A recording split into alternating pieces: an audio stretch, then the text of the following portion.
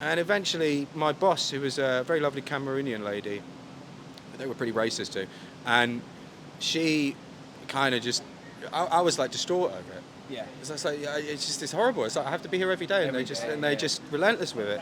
And she said, what school did you go to? And I was like, I just went to a normal school. And she was like, come on, you can work this out. And I have a very soft Southern accent. So it honestly just never occurred to me that class would be an element. And it was a sort of mirror smash moment. I suddenly noticed it everywhere. Yeah. And I think I said this to you in London, that once you notice it, it drives you mad, because then it's everywhere. And it's not just the industry that you happen to see it in for the first time. You then go into something else and you're like, is there as well? Yeah. Then into the next thing, is there as well? You move into the next thing, into the next thing, into the next thing, and everyone at the high level went to the same schools. It's Stephen, it's one half of Sad Money, and I'm here with my great friend, David Anthony. Hello, everybody. David, thank you for being here. David flew from across the pond. He's in New York. He's a great comedian, and we just wanted to talk a little bit about maybe some of the differences between the States and the UK, London, New York. We'll get into it. But I wanted to ask you first, what do you feel like is some of the biggest differences you've noticed between like New York and London, where you live?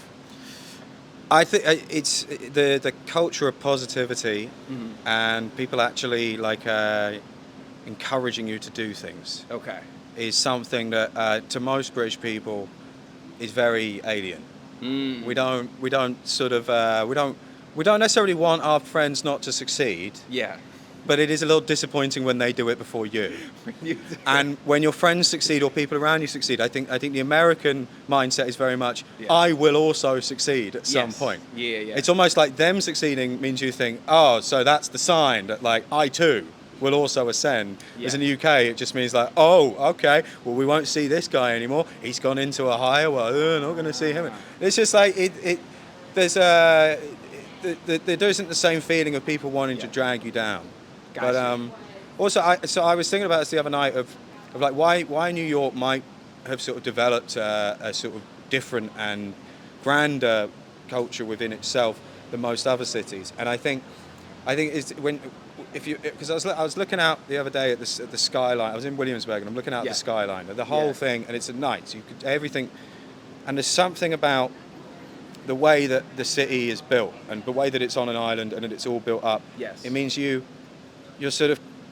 have this constant feeling of the importance of it and how you are part of that. And so therefore, whether it's right or not, everyone here thinks that whatever they're doing, the smallest thing or the biggest thing, is king shit top in the entire world. Because look at where we are. Yeah. How could it not be? Yeah. If you're cleaning the streets, you're not just you're cleaning the streets of New York. Yes. That's the top level street cleaner. Yeah. That's the best in the fucking world. Yeah. We don't really have that. I mean, it's not that the city, London is the same size. Land mass wise, it's bigger. Yeah. Population wise, it's a tiny bit bigger. It's very similar in a lot of ways. Temperament of people is the same. People look the same. Yes. I've said this before. If I sit on the subway and I got my headphones in or I'm not paying attention, you all look to me like if I took my headphones out, everyone would be it looks the same. English or have Interesting. or be speaking with an English accent. So like the style is pretty much the same for the most part. The same, and because of the busyness of it, but that's largely. I don't even necessarily think that's because we're the same people. I think that's more of a comment on how fashion is now just completely homogenized and everreavon looks the same. That's a totally separate issue. Yes. The fucking Uniqlo have taken over the world. Yes. And now the problem is they're so nicely made and they're so comfortable that now everyone is wearing Uniqlo. Yes, that's true. I'll tell you what. Do you wear Uniqlo a lot? No, but this is a one-of-one.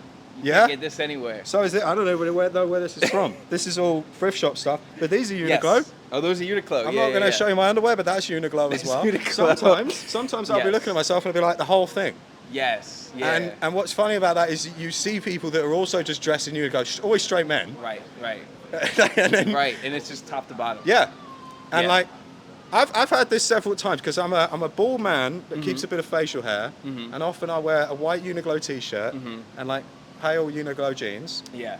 And this is the nice thing that I get this in London and I get this in here. Yeah. I get on the tube, I get on the subway. 9 times out of 10, there's a guy on the tube, a guy on the subway, exactly the same age as me, wearing exactly the same thing. And they sometimes get weird when I point it out, but I think it's worth. No, I'll fucking talk to them. I'll be like, mate, we're wearing exactly. I'll go, is that Uniqlo? They go, yeah, and then I'm like, okay, yes, boy. Yeah. You know what? I think it's because people don't want to get called out for being. Everyone wants to feel unique and different. Well, it's particularly straight guy fashion. Is like we see. So some people are different. I feel like you've often sort of got your own thing going on, but maybe Sometimes. you have a little bit as well, where like you'll all sort of end up dressing the same way. Yeah. And then every once in a while, an outlier will just put on like a slightly different T-shirt. Yes. And you'll be like, fuck, that looks good. Yes. And then you all do it. Yes. And then you do that for another couple of months, and then one other person, sometimes the same guy, but it's not always, just suddenly like, oh, he's wearing a different hat, and you're like, oh, we got to all get that hat now. Yes. So we all end up just sort of dressing the same. Yeah, it's like everyone tries so hard to be different, they all end up being the same. Yeah, 100%. Like yeah. That. Okay. That is interesting, yeah. Anyway, I got distracted from the point of it.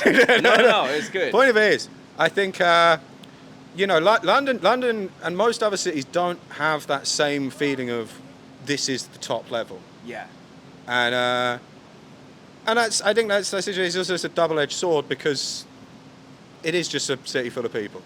Yeah. There's a lot of inflated egos and people think they're doing shit. Yes. And they're really not. Yeah. Are we talking about London or New York? Both of them. Both of them. But I think, but the difference is that the ones in London will be told that they're wasting their time. No one tells you here. No. They say People keep going. will tell you like, this is a waste of time. This is stupid. Yeah, that's true. So, I get it. That can be practical and good, but I get on the other side how then people don't take as many chances. Yeah, but equally, I think that sort of that difference of America and Britain, and it's not just Britain. There's a lot of countries where we're not raised with that same drive to sort of just genuinely just like better our station. Yeah. Or to sort of have like a heavy level of ambition. Yeah. Some people have it, some people don't. I was raised with absolutely no expectation for anything. And because I'm like lower middle class in south of England. Yeah. I'm a white man. Yes. Straight. There's very little pressures on me in that regard. Okay. And my parents were both teachers. They didn't really put too much stake in necessarily what people did for a living, or at least not that was immediately obvious to me. Mm-hmm. So it's quite interesting to me sometimes when I speak to other people and they're like, oh, my parents wanted me to do this, or like my parents wanted me to be a doctor or a lawyer. And like, I think my parents would have expressed exactly the same interest in whatever career I'd chosen, which was middling to little. Okay. I think so they're like stay in this range, kind of. Confused that I've ended up as a stand-up comedian, but also not enough to bring it up. I don't think it was ever a point where they went like, "What the fuck are you talking about?" Yeah. But equally, I think there was a point in my life where I thought maybe I wanted to be a lawyer, and I think if I became a lawyer, exactly the same reaction. They would also be confused. They would also just be kind of like, yeah, "Sure." Okay. All right. I got you. But like, what I mean is like that lack of drive and cultural sort of push for you have to be doing better, you have to be doing that. Yes. The problem with that is that like, chances are you're not gonna. Yeah. Like most Americans will just live the same life as most other people around the world with maybe like a few more knickknacks and more expensive Medicare. But everything else will be roughly the same. Mm-hmm. But they will feel bad about themselves for not succeeding to the higher level. So it's the mindset. It's the mindset. Whereas the opposite mindset, if you don't feel like there's any drive to succeed on any particular level, then you're probably not going to push that high. Yeah. But equally, you'll be absolutely fine with whatever you end up doing because you're like, oh, who cares?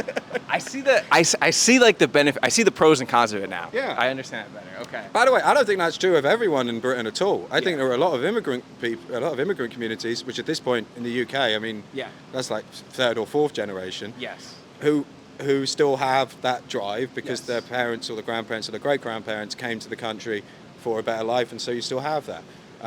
But let me tell you, seeing that in the fourth generation dies out pretty quick. Once they start getting relaxed, they become like us, and they hadn't had to leave the country for like generations upon generations. Yeah. Just, who gives a shit? It's always going to be here. Yeah, it's fighting entropy almost. So when you don't have to fight to go somewhere. Right. You're kind of. Yeah. There's no urgency to any of it. Yeah. You settle. It's like settling into a couch. Like your grandmother got the couch, now you settle into it. That was a bad analogy. All right, yeah. Just so my dad was born here in New York. He was born here? He was born here, but Wow. my granddad, it was English. Okay. Moved over here during the war to work. Okay. I don't know what he was doing. Okay. Something with the British Civil Service. Who knows? So he had the kids over here, and which is my dad and at least one of my aunts. I think both of my aunts. Yeah. Not the younger brother. And then they moved back because my grandmother missed the UK. Even though the UK is a post-war UK, everything's bombed to shit. There's no food, nightmare. So, bad idea. Right. And everyone regretted it. But it was too late by then because it wasn't a flight. You had to get my dad was born in 1941, so you had to get the boat over. Wow. So once you made that journey, it's like, you're not going back. But there's a joke that I've tried in the UK before, just as an idea. I never developed too much because it never worked, which was saying that that's the wrong way. Yeah. As in, like, going back. And it's such a naked display of white Western privilege to have made it almost by accident to a country with very little effort on your part, to a country that people have died to try and get to. And then be there for like 10 years and then go, nah, and then go back. And during the war. Well, it was after the war, to be fair. But okay. So they went through the like immediately. It was. I don't know. I think they moved back in like the early 50s. Okay. So, all right. Like, all right. They'd been there for a little while. Yeah. But it's just, I tried it at QED last night, and it worked because the context makes sense here. It does. Yeah. If I say that back home, they're like, I don't really understand what that means. That's so interesting. But here, when you've got like immigrant families over here that have tried, it's taken so much effort to get here. Yeah. And then my family just looked around and went, nah. We spend enough time here. It's good. We're good. I get that. Yeah. I understand that. Well, you were saying something right before we filmed about. Let me see here. Let's move in a little bit. All good. So you were saying something before we filmed about. There's big. Before we were filming, like we talked about classism a little bit, and I feel like that's maybe more prevalent in the UK versus the States. Can you talk a little bit about just what you mean by that also? Well, I will say, like, I do have a degree in social sciences, but I was not trying very hard in that degree. So this is largely based off just my own ideas on the thing and sort of bits and pieces I fall through of Moses. So, and we talked about this for a while when you were in London, that Americans seem to think they don't have a class system.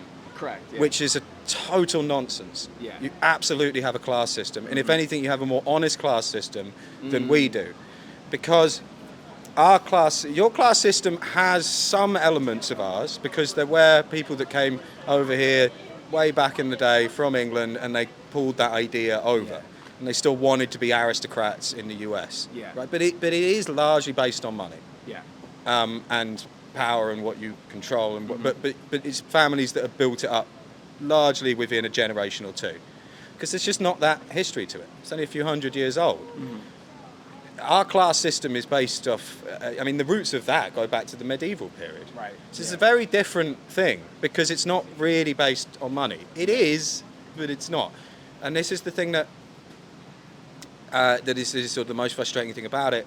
Is over here you can change your station to some extent. Yeah. I'm sure there are really waspy areas that were like like private beach clubs and private tennis clubs where they will still be snobby. 1,000%. Yeah.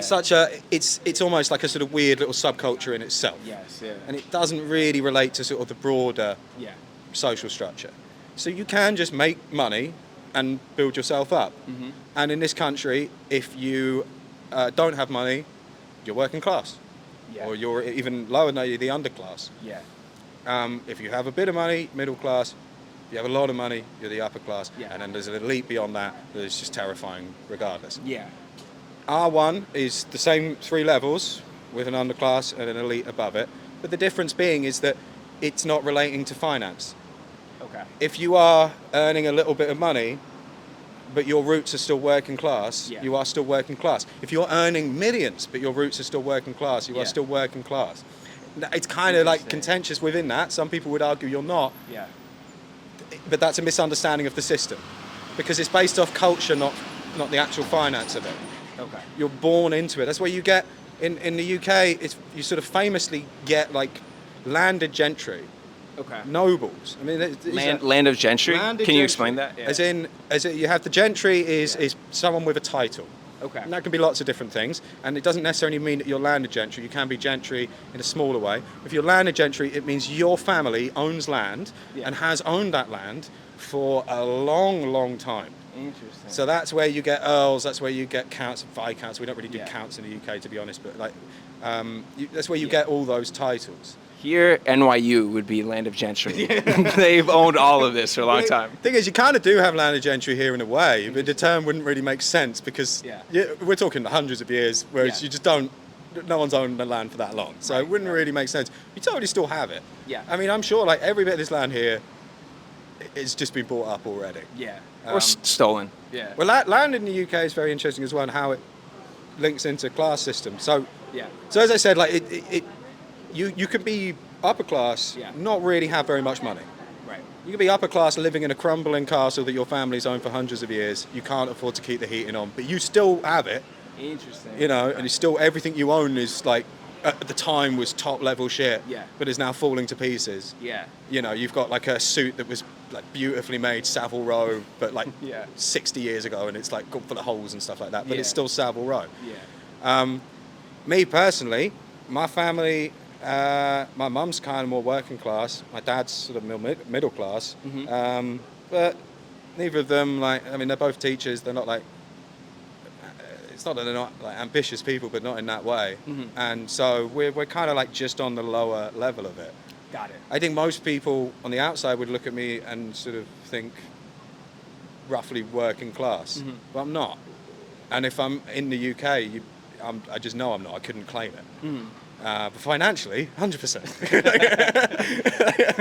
But it doesn't make any sense. Well, like, it's comedy, yeah. Yeah. But so land, I just wanted to mention this quickly because I think most British people aren't aware of this, because most British people wouldn't bother buying land. Most Americans certainly would not be aware of this. If you buy land in the UK, you do not own that land. You own the rights to build on that land. A lord owns the land. A baron owns the land. Still. Yeah, but then that's not even the real kicker. That's not who really owns the land. Who really owns the land is the crown, because the crown owns literally everything. So you're buying the rights to build on land that the crown has given the rights to manage to a different lord. Wow. And that's not unique. That kind of relationship exists across the entire of the British legal system, government system, and social structure. Yeah. Why that sort of thing of saying you can be poor and be upper class, you can be rich and be working class is important, is because it shows the rigidity of it. That no matter what you do, that is your class. Yeah. You can't move it. You can't break out of it. You can't. And even if they've tried to, it still haunts them. You might have heard of a guy called Jacob Rees-Mogg. You certainly would have heard of a guy called Boris Johnson. Oh, for sure, yeah. You would assume, and you would be fair for assuming it, that Boris Johnson and Jacob Rees-Mogg, because they are cartoonishly posh men, that they are upper class. Right, yeah. They're not. They're upper middle. Interesting. Their parents are new money. Now, their parents are not new money. Their parents are generational wealth as far as you would be concerned. As far as we're concerned, they've just got it. Wow. Because it's not hundreds of years old. That's the difference. They've just arrived. Boris Johnson's family is largely Turkish. Yeah. That's so interesting. So that's where you get that, and it's the same with Jacob Rees-Mogg, who, if you don't know who he is, I mean, look him up. He is a cartoon Englishman. At one point, he wanted everyone that works in government to wear bowler hats. Yes. He thought that would be a fun rule. And actually, to be honest, I agree with that. I think that would be sick. Because they still want to be, want to be fully accepted, and so they play up those aspects of it. The accent, the way they dress, everything. Yeah, they're doing it like cartoonishly. That's so interesting. Because then you look at people like Mark Zuckerberg, or you look at Jeff Bezos. Maybe they grew up in like an upper middle class household, but they are for sure rulers of the universe here. There's no disambiguation there, and no one would question it. Yeah. And that is sort of more is that freedom element that people talk about. That's what that is. Yes. It's not, oh, you can own guns or whatever. It's like, no, there's loads of things that you can do that we can't do, and there's loads of things we can do that you can't do. Right. Yeah. It's not about that. It's about you have the freedom to be able to move beyond what you were determined without any choice. Interesting. Now, in practice, does it work that well? No, of course it fucking doesn't. But but at least the idea is there. Yes. Yeah. That's helpful. That's really interesting because we don't really think about the mindset too much. And we certainly, I think Americans are kind of waking up to classism a little bit here and those differences. But it's never really stared us in the face that much. To be honest, like it was something that I didn't really come to terms with until I was in my mid-20s. Well, what made you like think more about it? Because when I first moved to London, I ended up getting a job for a very, very fancy wine company. Okay. I'm not going to name them. It was in an area of London called Mayfair, which is sort of the billionaire's playground. Okay. Beautiful restaurants, private gambling clubs. It's very nice. It's very swanky, and I was doing the books. I was doing just bookkeeping stuff for them. Mm. But this is the wine industry. It's a very upper class industry traditionally. It's not really. I mean, there are upper class people in it. It's mostly sort of upper middle. Mm. And this one was owned by very wealthy Russians. And it was a horrible. I was bullied by them, relentlessly. Now, equally, the other side of that is I was in the midst of a very long-running alcohol addiction, and I was working for a drinks company. So, like, a lot of that was my fault. I can admit that down the line. I'm like, you weren't entirely wrong, but you also were dicks to me the whole time. And that certainly didn't help. But there were points where I couldn't work it out. I was like, why are they just pushing me away the whole time? And I worked there for like 4 years. So it was like I was constantly trying to like get on with these guys.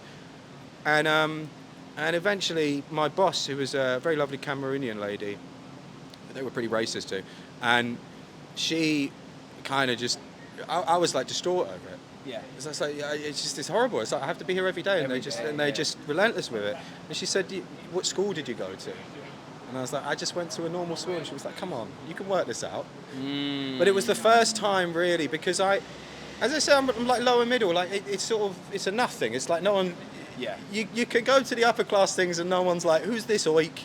Yeah. If you dress up nice, you know. Yeah. You can go and hang out with the working class people, and it's not that weird. Yeah. You know, it's like you just sort of you're exactly in between it. Right. And so I grew up in a nice town in the south of England. It's very very leafy, very historical. It's got a castle in it, all this stuff. And I have a very soft southern accent. So it honestly just never occurred to me that class would be an element. And it was a sort of mirror smash moment. Mm. Suddenly noticed it everywhere. Yeah. And I think I said this to you in London, that once you notice it, it drives you mad, because then it's everywhere. And it's not just the industry that you happen to see it in for the first time. You then go into something else and you're like, it's there as well. Yeah. Then into the next thing, is there as well. You move into the next thing, into the next thing, into the next thing, and everyone at the high level went to the same schools. Yeah. And they all know each other, and you're like, fuck. Wow. So like the lights came on. There's no way out of this. Yeah, exactly. Yeah. And it really sort of, for better or for worse, sort of galvanised my hatred towards them. But that's not really fair. But it's certainly in comedy, it's very naked. You can see it quite openly. Ooh, interesting. And comedy. So when you say that, what do you mean by that? It might be niche, but I think it's a good example. What I mean is that most of the big UK comics of the last generation, all went to private. A lot of them went to private school. Interesting. There's a big crew of them from the generation just before me. That all went to what you would call Ivy League. We call it Russell Group. Okay. Very high level elite universities. And these are smart people that could have got in anyway. I'm sure it's not really about that, but they're in that crew. You know, I mean, you might have heard of the Cambridge Footlights or the Oxford Review. I've heard of the Oxford Review. So Cambridge Footlights is and the Oxford Review. I guess it's not Groundlings and SNL, but it's not a million miles from that. It's almost like a training scheme for the next generation of British entertainment. Yes. 100%, because these are a sort of sketch and performance clubs, I suppose you would call it. They do a lot of stand-up, lots of different things, and they do at the Edinburgh Festival, which I'm sure people would have heard of, the Fringe Festival. They will go up there every year with shows, just literally showcasing to the industry, these are the next group. Right. And the pedigree of it is pretty impressive. I mean, famously, a lot of the Pythons. They were Edinburgh. They were all in the Oxford Review and the Cambridge Footlights. Okay. Yeah, I think they were sort of split between the two. It's been a while since I read up on that. So they were all in that. Yeah. Stephen Fry, Hugh Laurie, Okay. Emma Thompson. Yes. John Oliver, Richard Iowade. I mean, just it's an incredible list, and those are the ones that are like the famous ones. It's also producers, writers, directors, high-level executives. It's an elite in an industry. Yes. And so if you get into that, Yeah. if you get into these groups, and there's also similar ones at places like Durham and Edinburgh, Yeah. then it's not only do you have the ear of the industry, it's not only are people looking to see if you're any good, the pedigree of it is there, but also when you then leave the university, or even while you're at university, you have access to a network of the cream of British entertainment for the last 50 or 60 years. Interesting. Yeah. If you don't succeed after that, you're a fucking moron. Like, how can you not? Yeah. You have everything laid out in front of you. Yeah. And so that lot in particular, and I sort of know tangentially people in that world, Yeah. but they don't really talk to anyone. Interesting. As in, like, Okay. the stand-ups that just started because they're just regular weirdos. Yeah. There's the circuit, like the club comics. Yeah. They don't really associate with it. So they don't like take a liking to some and be like, I see some potential. Like, let's work together. Once in a while, Okay. something like that might happen, but not really. No. Okay. They don't really seem Okay. interested in doing that. I mean, I suppose everyone has their friends, everyone has their cliques. You can't Right. really demand that people let you into play, and Yeah. equally don't really want to play with them. Yes. But it's to me it's a very on the surface, in front of you example of like, look, we're not rigging this necessarily, Right. but you can see all the workings in here. Right. You can see how we've all Yeah. tracked through. Yeah. So if you put like hard work plus that network together, it's really hard not to succeed. It's incredibly difficult not to Yeah. succeed. Yeah. And feel that. good for them. Yeah. The Edinburgh Fringe Festival is an interesting example of it because it's so expensive, Yeah. Yeah. and it didn't used to be. Yeah. But equally, even when it wasn't as expensive, it was always quite a posh thing to do. Can you give like an example? Because I know people who've spent from the States $7,000 to be there for the month. That's probably about standard, particularly if you're coming from the States. Yeah. So, Edinburgh accommodation in like 2015, 2016 when I started, Edinburgh accommodation was, I mean, London accommodation, you could get a room for like $450, $550, right? Yeah. Edinburgh would have been probably roughly the same. For the month. For the month, maybe a bit less. So you might have been able to get one for like $490, Yeah. $470, somewhere around that. And that used to be like still a considerable amount of money. Yeah. You know, I mean, because you've got to pay your rent back home as well, Right. unless you could work out something or someone Right. fills in the room. So that's already that's quite a bit, you know. Yeah. And then it started to pump up. Now, I mean, I know people that pay over $2,000 for a room. Yeah. For a month. I have 3 friends who shared a 1-bedroom. They paid $6,000. Yeah. So we're talking about going from $500 a month to $2,000 a month in under 10 years. Yeah. That's insane. It's like completely extortionate. Yeah. And no one really seems to want to do anything about it. Yeah. It's- And that's the base. That's not the base. even the marketing, anything else. Well, the mad thing about that as well is that you think, well, the audience surely have got to also pay that. Yeah. So who are those people? Yeah. It becomes sort of after a while kind of insane, but you could see how if your family has money, Yeah.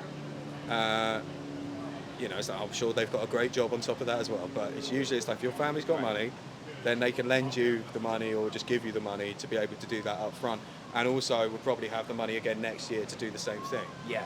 My parents, drop of a hat, could lend me. I mean, look, if I'm really in the shit, let's say I'm stranded in Japan, Yeah. it's family emergency, I need to Yes. get back, $2,000 for a ticket. Yeah. They'll lend me the money, but I am paying that back. For sure. And Yeah. you're getting shit about it And that's for, like to the end of biggest time. emergency Yeah. possible, you know, like, Yeah. My parents could understand. maybe like in a push if I'm like, Yeah. if I ring them up, be like, can I borrow £500? Yeah. Well, you better have a fucking good reason why. Yeah. Yeah. That's a very different world to the higher ups. Where they can just get that at the drop of a Yeah, dime. and I don't think they're being entirely honest about it. There's an element of it to me where like, use what you have. Yeah. I don't really think it's fairness as much as like all the stuff I've said about it and my frustration with it. Yeah. I also don't think it makes sense to not use it. I think the misunderstanding about privilege and all these sorts of things about sort of inequalities is there seems to be this, whether it's intentional or not, there seems to be this attitude of we should drag everyone down, as in your privileges to be taken away.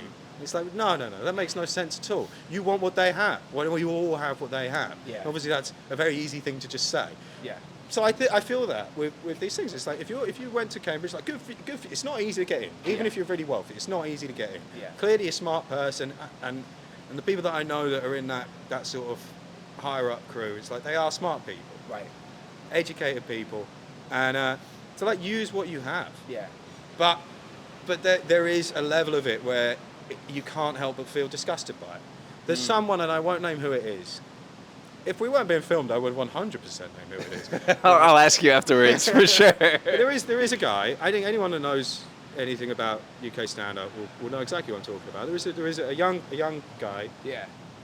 Who I believe went to Cambridge. Okay. Certainly went to one of the top level universities. Yeah. And they have, from what I'm aware, familial connections within the entertainment industry. Mm-hmm. I believe that one of their parents is a producer. Yeah.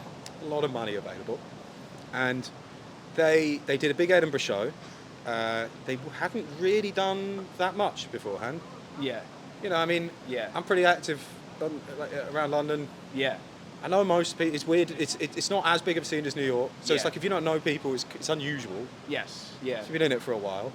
What's Right. more unusual is if you don't know anyone that doesn't know that. It's like you might not necessarily know them, but someone else will. Yeah. It's a tight. Yeah. It's a tight group. I Yeah. don't know anyone that knows this guy. I mean, Interesting. I kind of do, but I don't really. And I certainly don't really know anyone that's gigged with them. Yeah. They're not on the circuit, which is like, okay, you don't necessarily have to do that. But my point is they're not really a stand-up. But they wanted to do a show, and it was written for them. It was written for them. It was written for them. Okay.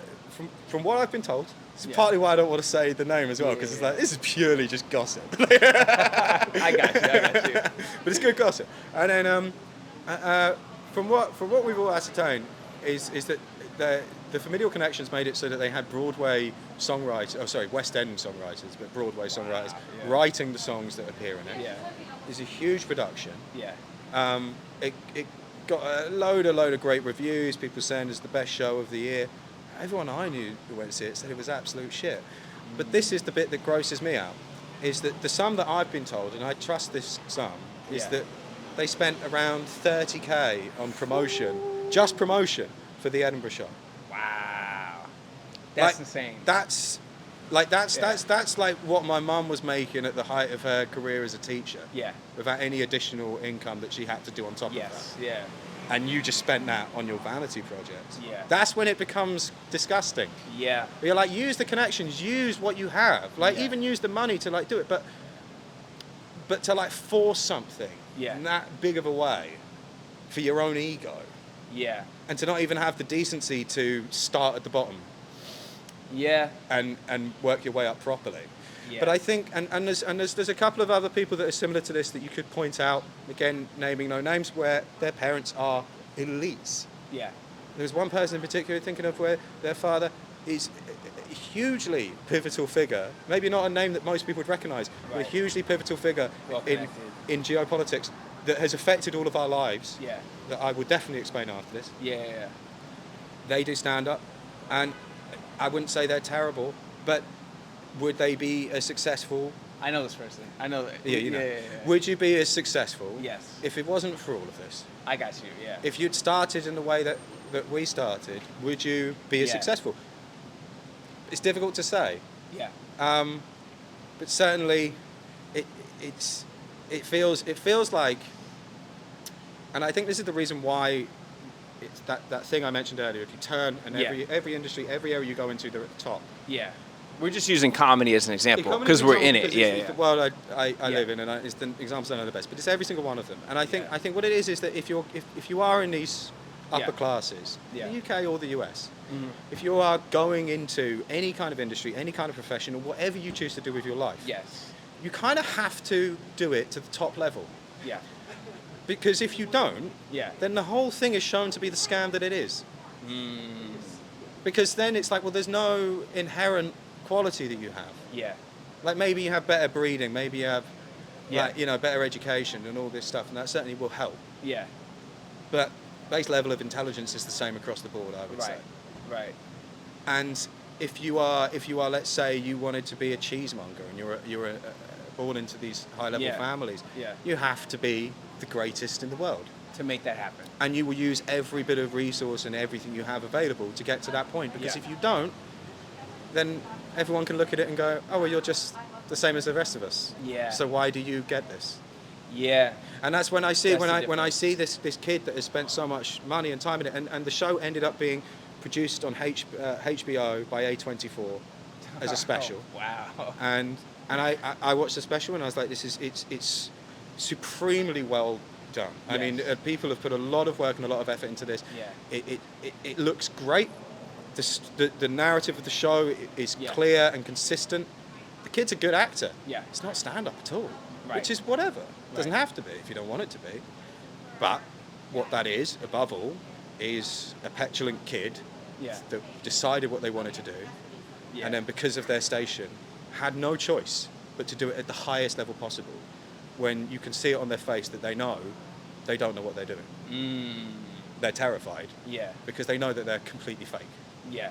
Because they don't actually, there's no real ability there, And that's the big difference. but they have to. Yeah.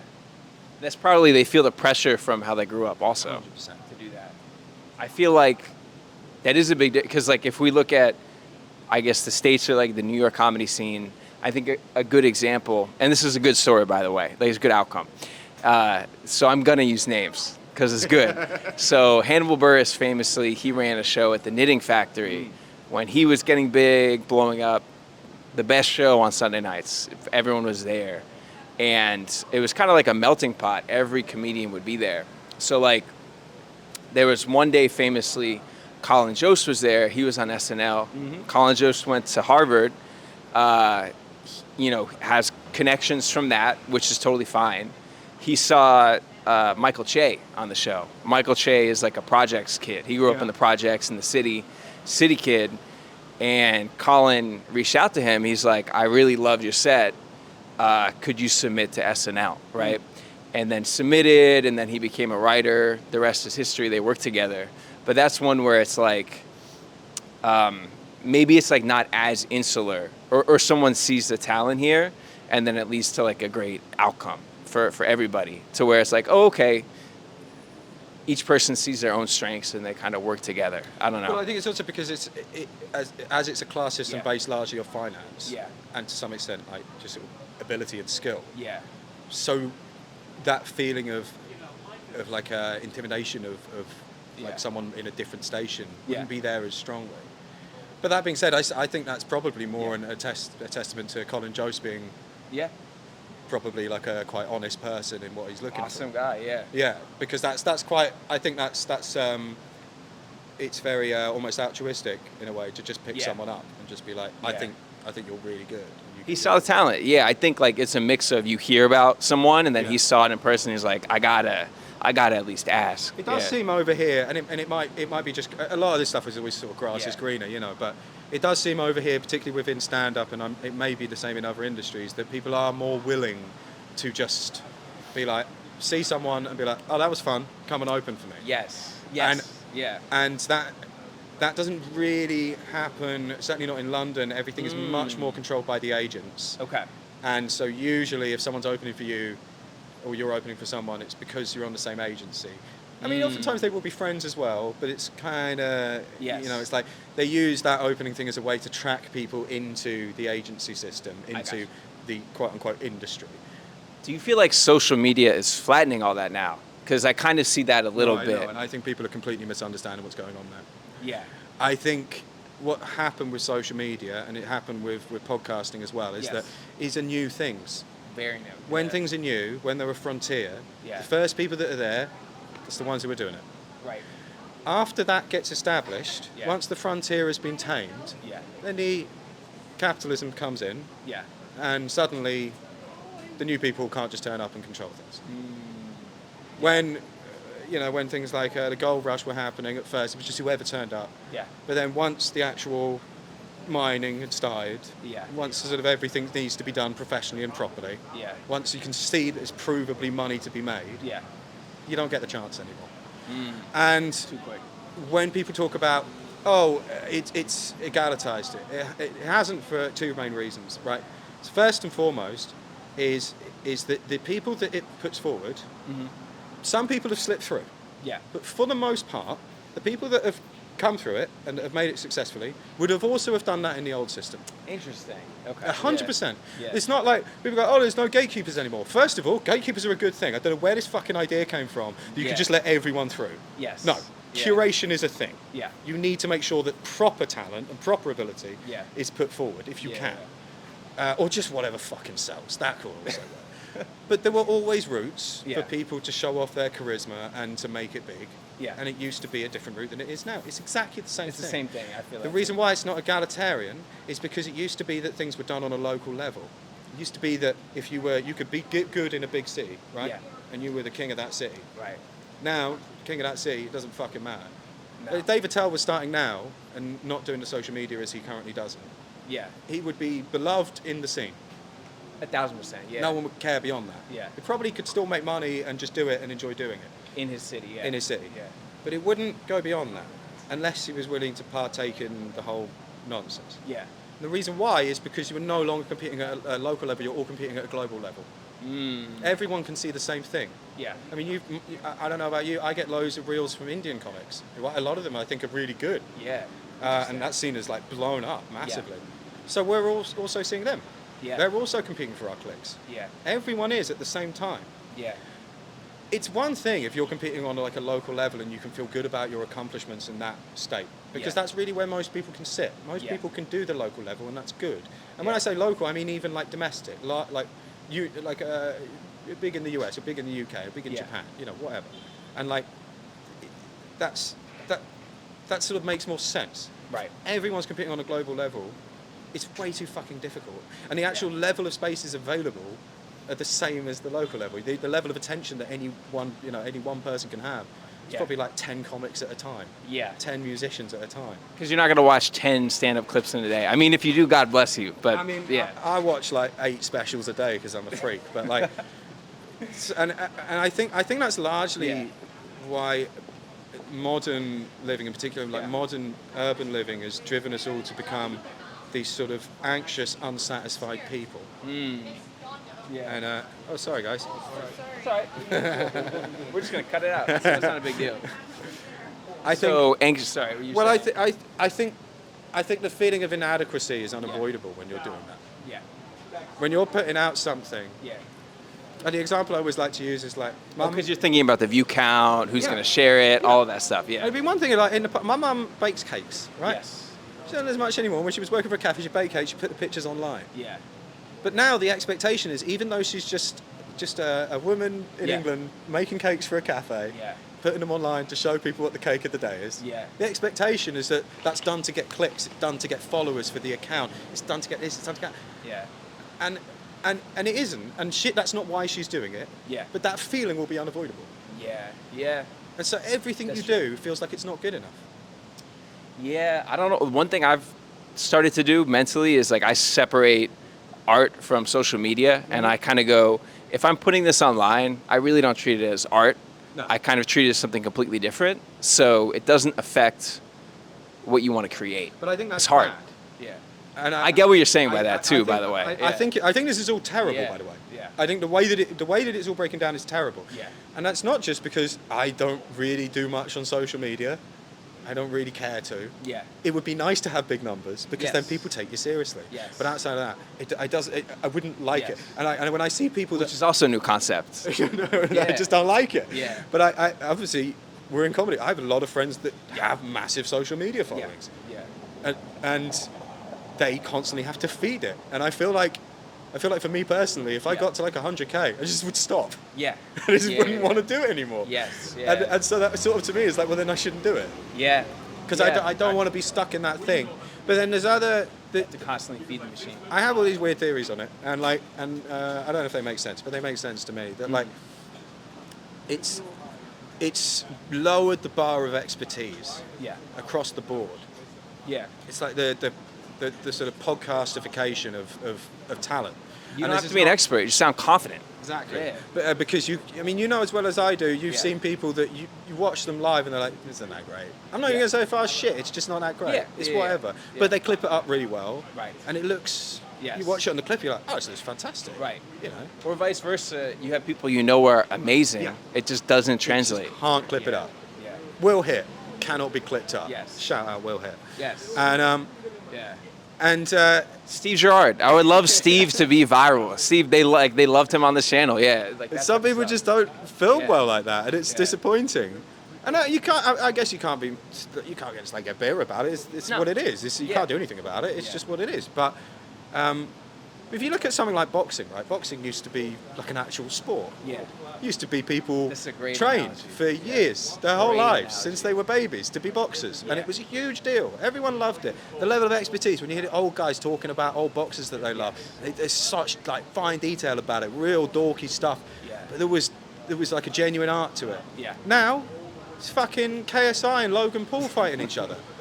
They're two dickheads that don't know what they're fucking. I don't know much about boxing, Yeah. but I watch them and they don't know what the fuck they're doing. Yeah. It's just a big dumb guy. It's for clicks. It's for clicks. Which, right? okay, yeah. But here's the thing. That's filling out stadiums. It is. That's making millions, if It not is. billions, right? Yeah. And there's a whole generation of kids that's what boxing is. And they love it. Yeah. They love it. So how 'Cause can why the you? fuck not? How can you It's tell them that's fun. bad? I'm not Yeah. going to sit there and pretend it's not fun to see two YouTubers knock the shit out of each other. Yeah, It is yeah. fun. Yeah. But it's not really the sport. Right. That's going to happen to everything. Yeah. That's going to happen to everything. Yeah. Because there's Yeah. no, like, the level of expertise just drops. Yeah. Suddenly, like, the level of expertise you have to be a boxer is not, are you good at boxing? It's, do you have a draw? Can you get people in? Right. Are people excited to watch you box? Yeah. Not because of the boxing, just because it's you. Yeah. And that will happen with everything. And you can Yeah, see it good already. point. I mean, you see the amount of musicians that, like, I mean, you see musicians on Instagram. The numbers is sometimes, I guess, they're fake, but you can often see that it's real or Yeah. not. Yeah. And they're getting hundreds of thousands. And I mean, I get sent these, Instagram algorithm Yeah. sends me these people. And I'm quite obsessive with how I treat music. And I've Yeah. never once looked at any of these Instagram Yeah. musicians and thought, this is any good at all. They're usually the worst Ooh. possible thing available Yes. for that Yeah. for that genre. And that's obviously not everyone. There are just No. legit musicians that have Instagram followers. Yes. But you know what I'm talking about. Yeah, yeah. The particular Yeah. ones that you suddenly like they just come out of nowhere. It's marketing. It's Yeah, marketing. it's And they'll marketing. clip up like one song and Yeah. they'll put up like 30 posts of just one song. Yes. But It's on mad. they get it right sometimes because there's actually a British drummer, Yusuf Days, amazing drummer. Oh, yeah. And that's one guy where what has been posted online translates even better in person. There are legit But it's not always. Yeah. I get what There's you're always saying. legit Yeah, people, yeah. 100%. But that guy's amazing. Yeah. But But I feel you. that's to me what I think is like the biggest knock-on effect artistically. Yeah. I understand. And I'm sure you will be around people. I am around people like this as well, where they've blown up online. Yeah. And then they were kind of doing stand-up before, and now they're doing it because it's a revenue stream, or Yes. they've literally just started it as a result of blowing up online. Yeah. They need to make money. And like you can't like get annoyed at them for it. No. But No. I asked them for advice on how do I do what you did. I used to be upset at it, and now I'm like, how do I speak better to people online? Yeah. but they don't know what they're doing. And like, That's where we can help each other out. But I feel you. Yeah. I do understand that. Yeah. and then It's like, a new thing. But then equally, Yeah. like we said about the boxing, if they're enjoying it, does it really? I don't know. Sorry, it's because it's gonna. Are we just being kind of boomery, grumpy guys, going like, oh, people don't care about.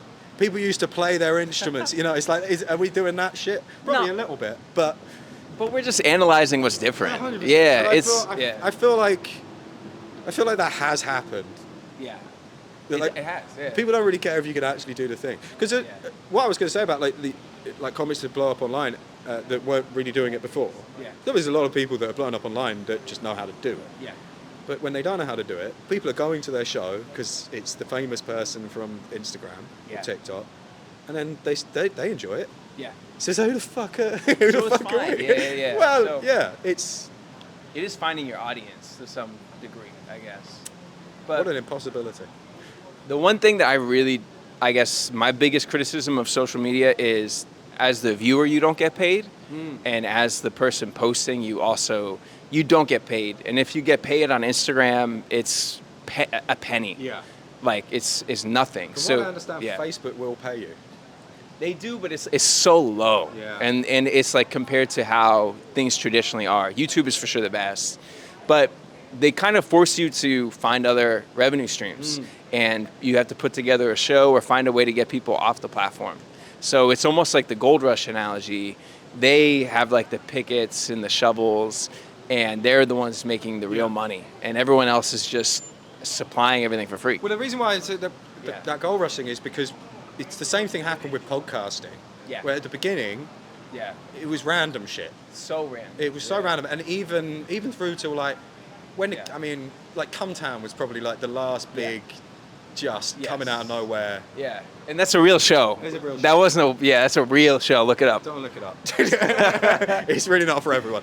But that was like I guess like Chapo as well, and it just sort of this whole scene blew up. Yeah. But now when you look at who's the big podcasts, it's always Sunny. It's legacy people. It's fucking Bruce Springsteen and Barack Obama. It then becomes just another established industry. Legacy has gotten to it. Yeah. And then the newer people just coming out of nowhere. It's like there will be one or two. There's always one or two because they need new people to sell. Yeah. But it's not going to be random. It's going to be curated. It's going to be decided. Yeah. So that's why this whole thing about like, it's got rid of the gatekeepers. It's got rid of the agents. Don't be naive. Yeah. Don't be naive. Yeah. If there's money to be made, they'll be They're there. gonna be there. Yeah. There's no way they won't be. And I think a lot of people that are big online and that are making money online, we kind of love to keep that notion of like, oh, we just did it ourselves. This is the Wild West. Yeah. Is it? Yeah. Because also you haven't done it yourself. You've done it at the whims of a massive corporation. Yeah. And the structure that they set up and the way software their that they set algorithm up. works Yeah. and all of it. Because if you start doing well, it notices it. It's going to push you more to help their own bottom line anyway. So, 100%. yeah. I think we're pretty much at time. Is there anything else that you want to maybe leave our viewers with? God, that's difficult. I know. You don't have to. Yeah, I always leave it open. I don't know. Well, like about finance? Just in general, anything that's top of mind. But honestly, this is all. I'm not good this at is really finance. good. That's the problem. I don't know how to do any finance stuff. Man. Well, we can talk more after this. I have some experience in it or whatever. So yeah. But yeah. Anyways, thank you for being on the show, David. Thank you for having me. This was really good. I know this is going to be a great perspective for the audience. So thank you.